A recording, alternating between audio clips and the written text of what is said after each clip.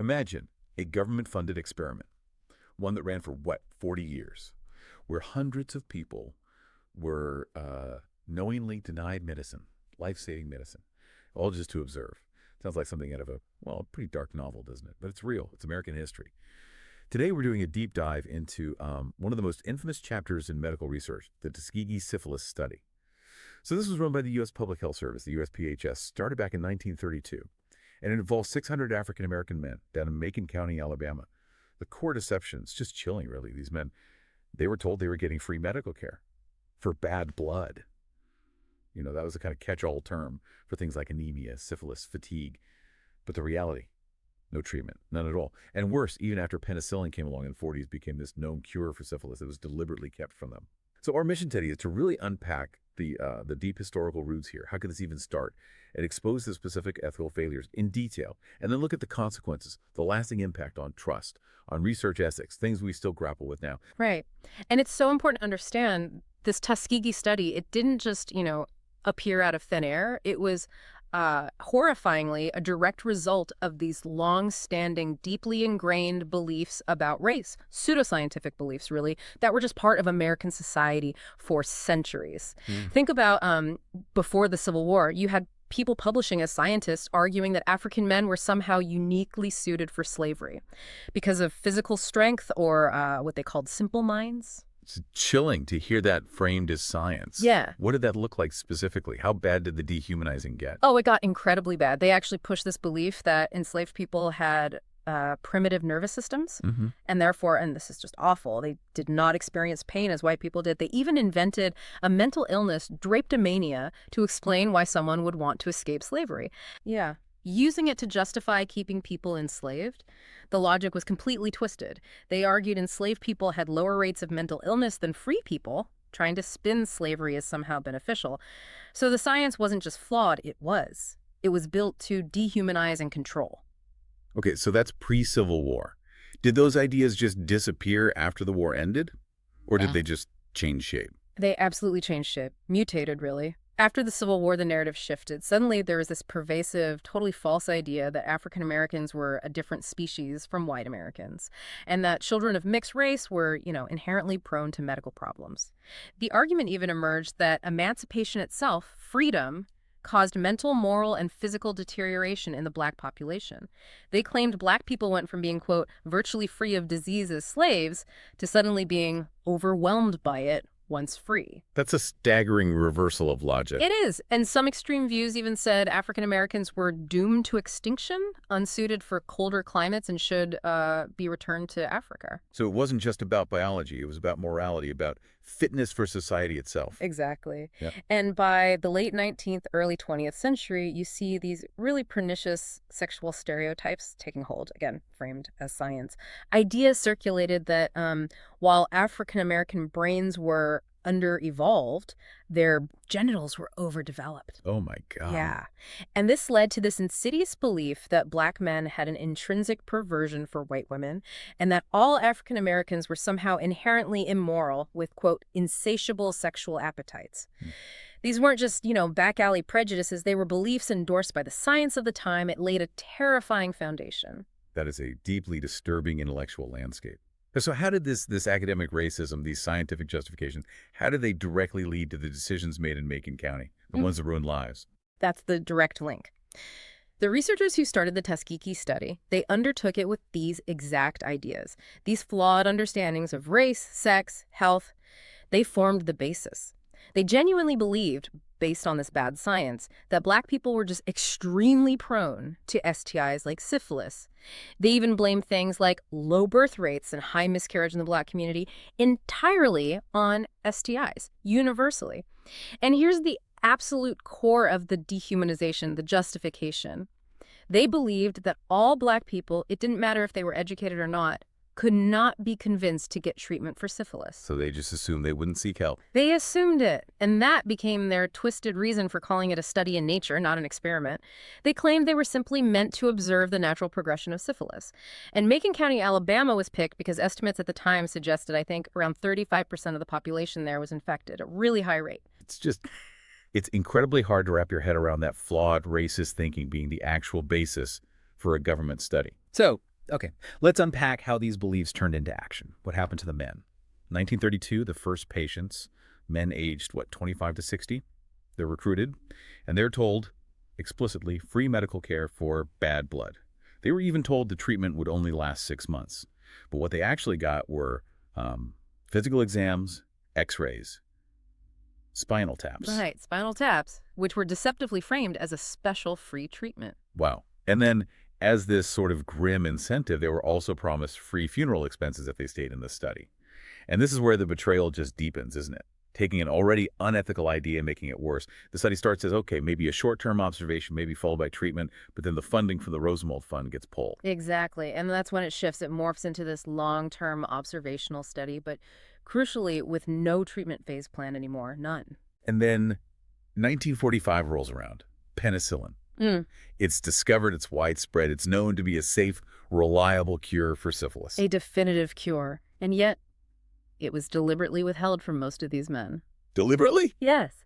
And then you fast forward to 1965, and the researcher's story changes again. Now they're arguing it's actually too late for penicillin to help them. Which wasn't true, right? Penicillin helps at all stages. Absolutely. It was a convenient justification. Penicillin is effective at all stages of syphilis.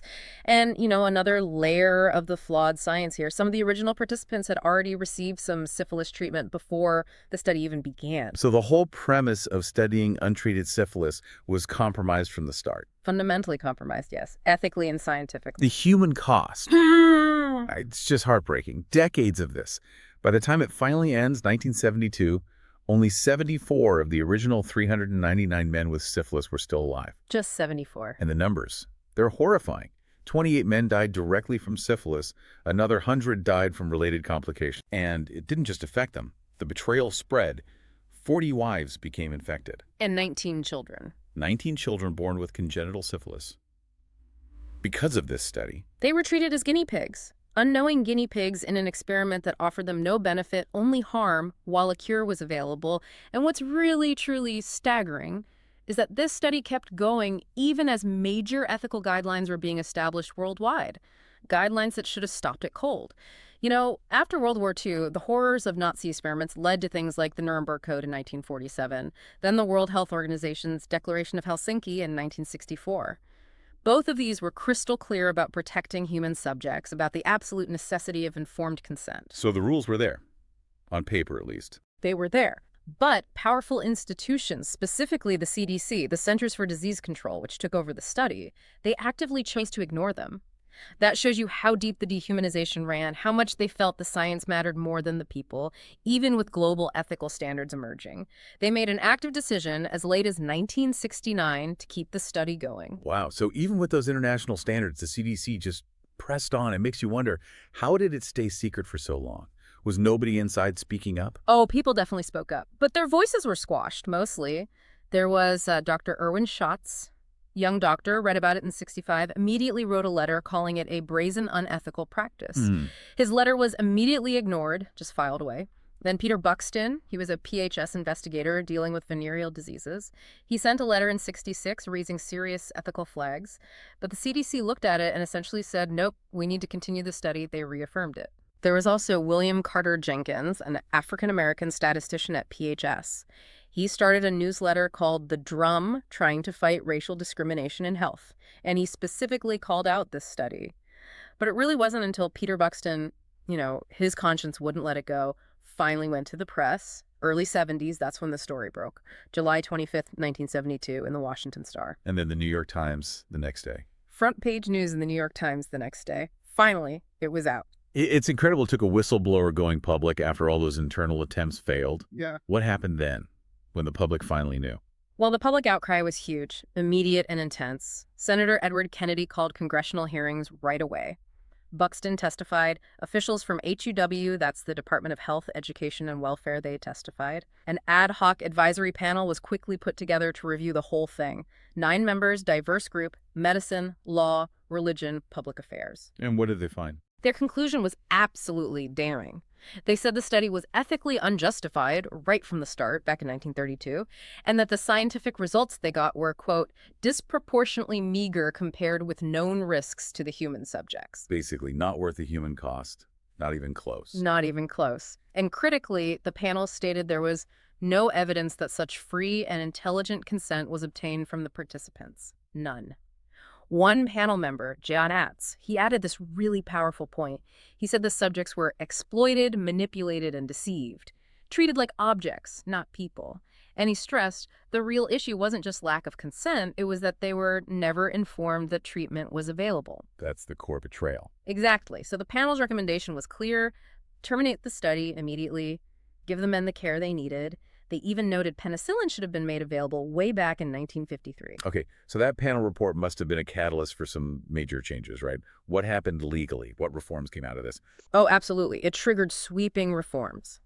First, legally, in 1973, the civil rights attorney Fred D. Gray filed a major lawsuit, Pollard v. United States, for the victims. That ended in a $10 million out-of-court settlement in 1974. $10 million. How's that distributed? Well, the living participants who had syphilis got about $37,500. Heirs of those who had died got $15,000. The living men in the control group, the ones without syphilis, got $16,000, and their heirs got $5,000. And maybe most importantly, the wives and children who were infected received lifetime medical and health benefits. That was crucial. But the impact went way beyond just the money. That same year, 1974, Congress passed the National Research Act, and that act created a really important body, the National Commission for the Protection of Human Subjects of Biomedical and Behavioral Research. That sounds significant. What did they do? Their work led directly to the 1979 Belmont Report. This is a landmark document. It laid out 3 core ethical principles for all research involving humans. Yeah. Respect for persons, beneficence, basically, do good and minimize harm and justice. So, foundational principles. Absolutely. And based on those, new regulations came fast.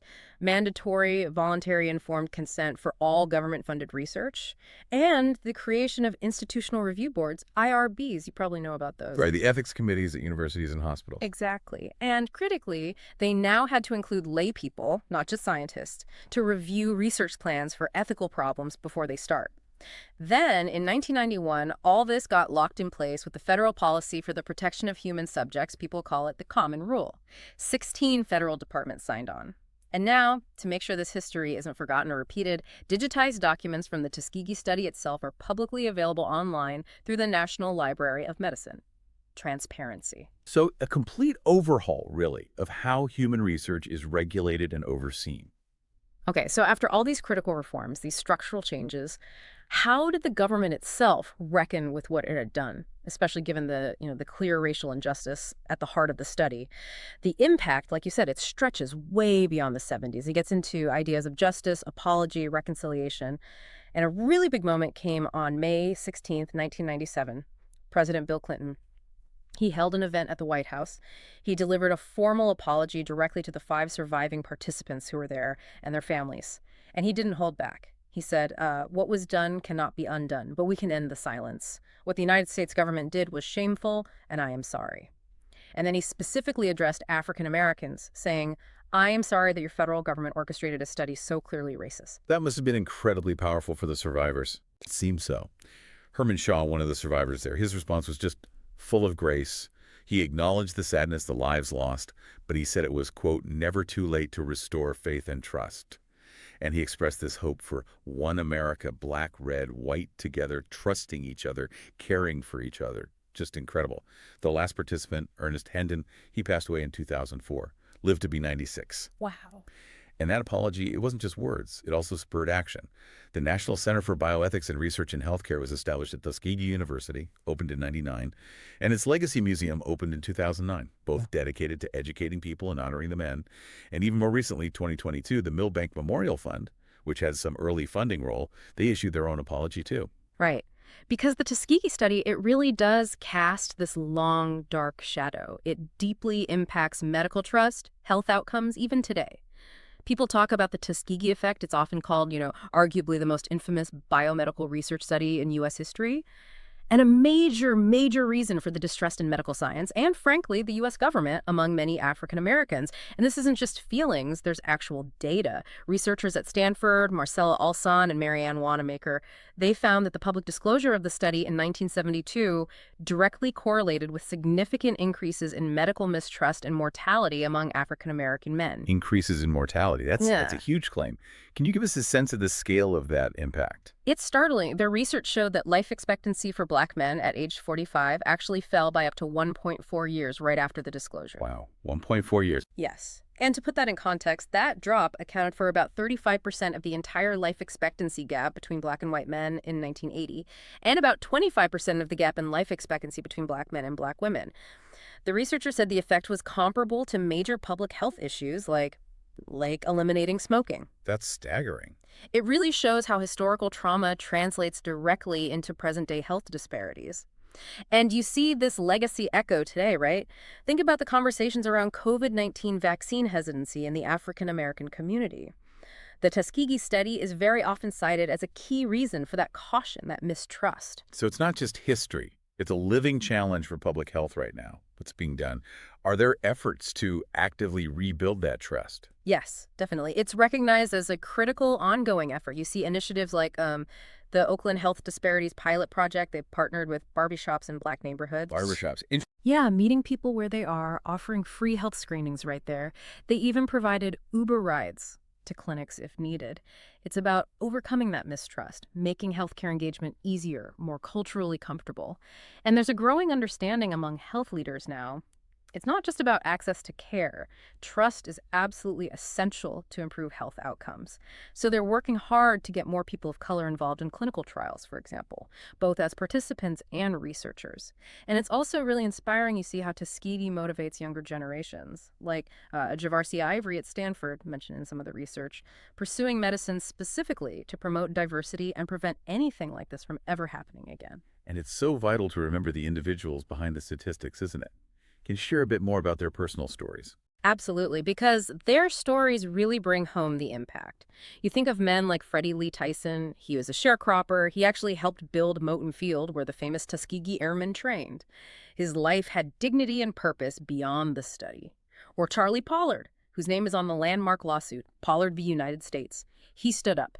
And their descendants, people like Lily Tyson Head, Freddie Lee's daughter, they're still advocating today. They want to tell the full story, celebrate their fathers' and grandfathers' lives, not just remember them as, quote, unwitting victims. Reclaiming their narrative. Exactly. And this also ties into some unfinished business today. There's apparently still unclaimed settlement money from that 1974 lawsuit sitting in court accounts. And there's a debate now. Should that money be used for more health screenings for descendants? Or should it go to fund the Tuskegee Human and Civil Rights Multicultural Center? It just shows that even decades later, the ripples continue, the questions remain. We've covered so much ground. From those really dark origins in scientific racism, through 40 years of deception, to the critical reforms that thankfully followed. It's such a stark story, a reminder of what can happen. It really is. The Tuskegee Syphilis Study stands as this unforgettable, stark lesson about what happens when science loses its way, when it gets detached from basic human dignity, from core ethical principles. It forces us, I think, to really look hard at how historical biases can just completely pervert the goals of science. Yeah. It's a chapter that forced America to look in the mirror, and it did lead to fundamental changes in how we conduct human research. Yeah. Protections that exist for everyone now. Which leaves us thinking, what health disparities today, what mistrust we see now, might still have roots in historical injustices like Tuskegee? And maybe more importantly, how can you, how can you as an informed person help foster healthcare systems that are genuinely equitable, genuinely trustworthy? How do we make sure that this kind of profound betrayal of trust never, ever happens again to anyone?